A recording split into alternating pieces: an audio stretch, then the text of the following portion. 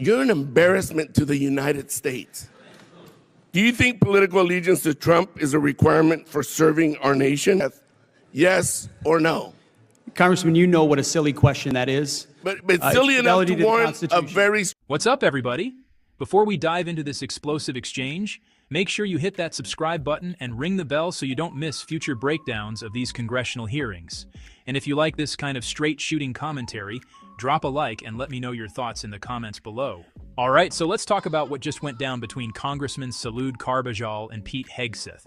This was one of those hearings where the tension was thick, the questions were sharp, and the answers, well, let's just say the answers didn't always land the way people were expecting. Thank you, Mr. Chairman.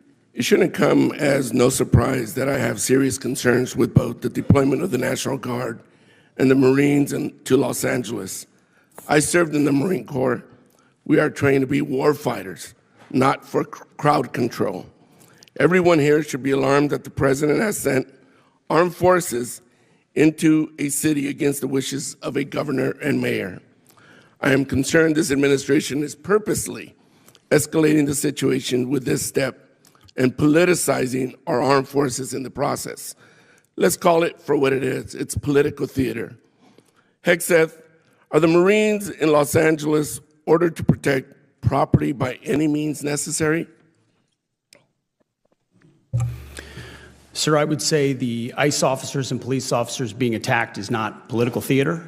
The National Guard and Marines, just yes or no. Just yes or no.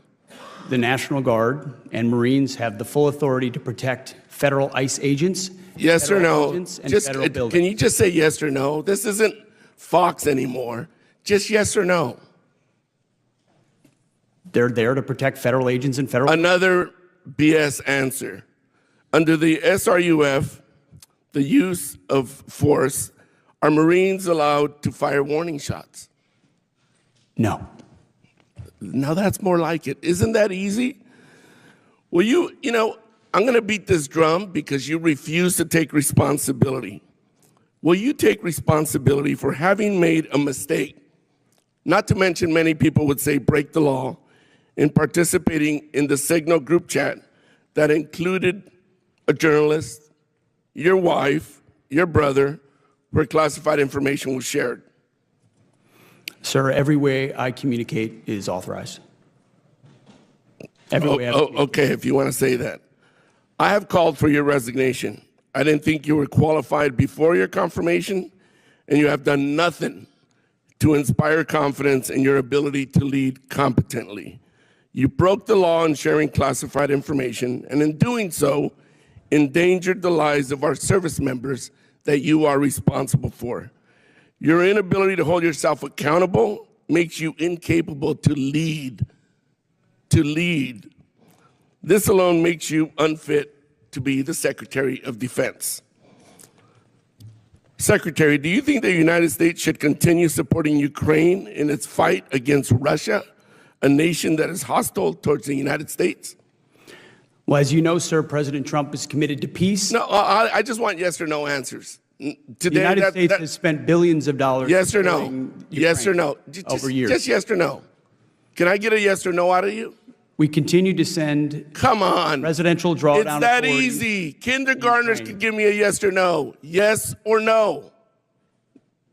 Yes, we support peace in Ukraine. Come on. Is this really leadership? You're an embarrassment to the United States. If Russia invades NATO allies, are you going to recommend to the president that we fulfill our Article 5 obligations? Well, Russia has not invaded NATO allies. No. President Trump. No. I reclaim my time. Yes or no? It's that simple. There's Article 5 in NATO, which we recognize. So is the answer yes or no? That's what Article 5 is, yes. Good. I'm glad you brought yourself to saying yes. Do you think political allegiance to Trump is a requirement for serving our nation, either in uniform or a civilian in the department? I'm incredibly proud, as are millions of Americans. No. Not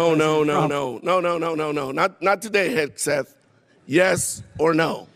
Congressman, you know what a silly question that is. But silly enough fidelity to to the warrant a Constitution. very straightforward answer, yes or no? We all support and defend the Constitution of the United States. You know what? We're proud of I'm not going to President waste Trump. my time anymore. You're not worthy of my attention or my questions. You're an embarrassment to this country. You're unfit to lead.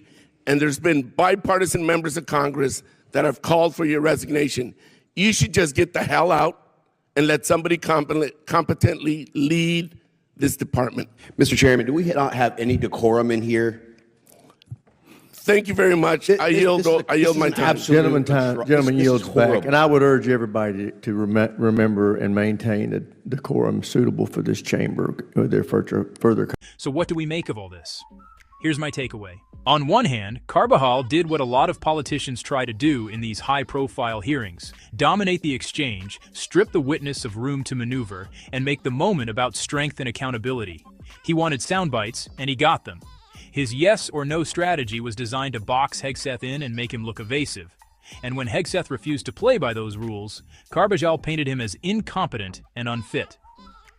But here's the problem. Real-world issues are rarely black and white.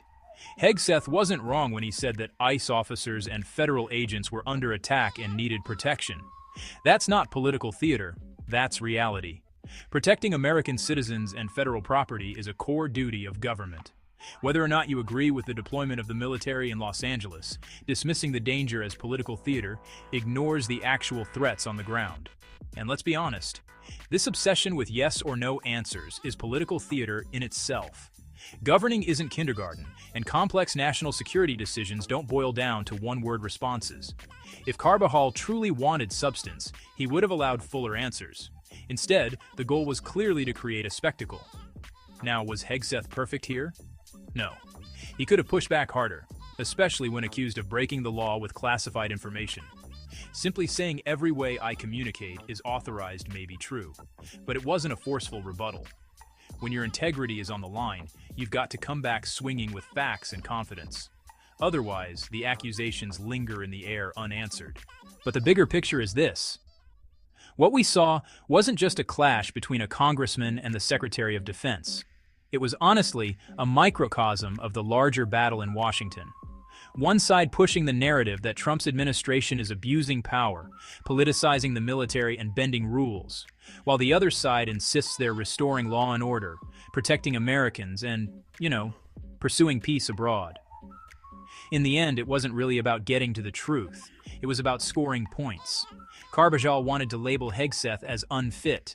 Hegseth wanted to defend the mission and the administration. And the American people are left watching the fireworks, wondering who's actually putting country above politics. Here's my bottom line. If our leaders truly care about the men and women serving this country, then hearings like this should be about facts, accountability, and solutions, not cheap shots and interruptions. We deserve leadership that is tough, transparent, and unafraid to defend itself. Anything less is, honestly, an insult to the Constitution both sides claim to defend. So what do you think?